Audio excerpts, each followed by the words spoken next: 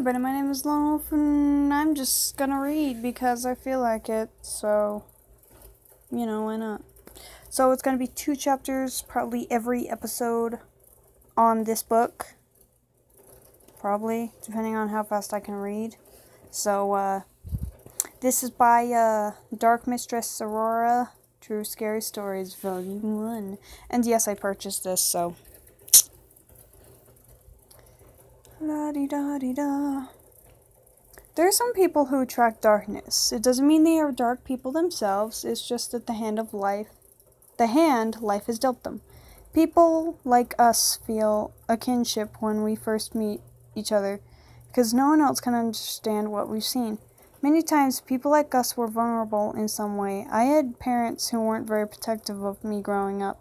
For example, which left me exposed to certain people I otherwise wouldn't have been exposed to.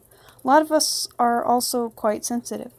When we pick up on supernatural things that other people aren't able to.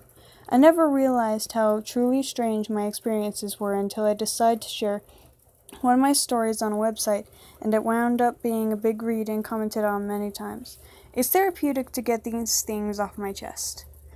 But I don't want anyone to figure out that any of it was me. I wanted to remain anonymous because stories like these are controversial, and a pen name doesn't seem like it would be enough. I decided to write out my stories one by one, but add 2 fictional stories of similar themes along with each story. That way no one could tell for sure which of these things had actually happened to me and which of these things haven't. Without that information, it's difficult to trace the stories back to me. It doesn't matter if you believe me or not, just know that 2 of these stories are fake and 1 is real. It's up to you to decide which is which.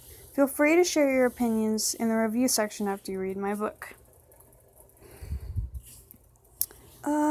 Changed. Story 1. I was lying awake in my room, facing my husband's back, staring at it, hoping my insomnia would somehow be curbed and I'd fall asleep. But my eyelids refused to grow heavy no matter how long I stared, and I was quickly growing bored and restless, so I sighed in exasperation and rolled over. What I wasn't expecting was to see him. No one was supposed to be in my house except for me and my husband. He was standing in front of my closet, staring down at me intently. His hands were by his side and his feet were planted firmly on the ground. He was standing so excitedly staring at me that he almost looked like he wanted to pounce on me. He had no features on his face. He was just 3-dimensional black figure standing in front of my white closet, which is why I could see his silhouette so clearly. You know how you think you see a man standing in your room because of the shadows and you get scared? Well, this wasn't like that. There was no mistaking what I was seeing. When you see a shadow man for real, it's not just a weird trick out of the corner of your eye. It's clear and you're in shock. He was short, about as tall as me. I'm less than 5'4", and he was dressed like a man in a normal pair of pants and a long-sleeve shirt. I could feel his presence, and it was tamed maliciousness. He didn't seem to want to hurt me right now, but I could feel that could suddenly change on a whim.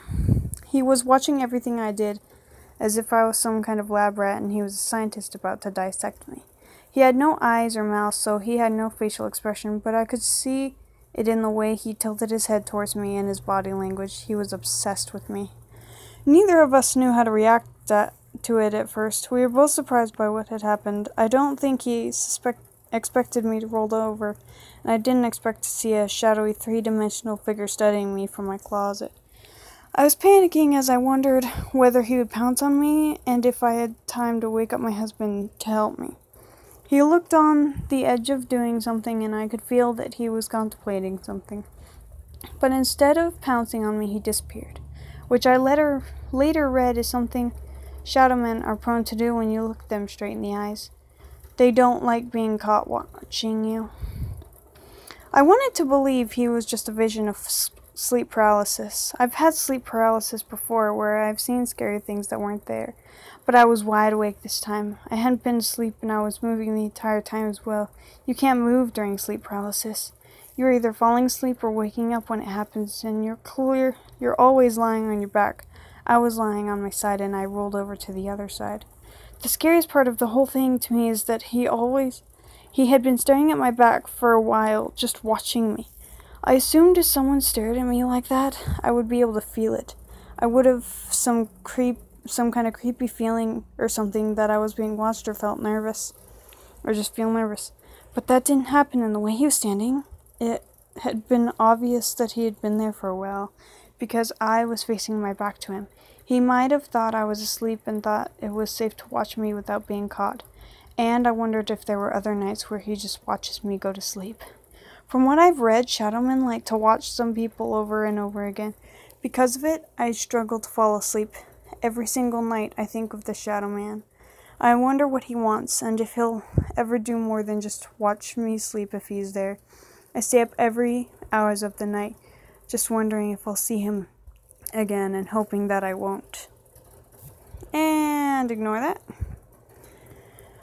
Okay, that's story 1. So, I'm gonna end this here. I am out of breath just from reading like 2 pages. Maybe 3. I don't have that lung capacity. But, anyways, this is gonna be probably a series because I like reading books to people. Shh, go away. I don't know these people. Okay, so I'll see you guys in the next video. Bye!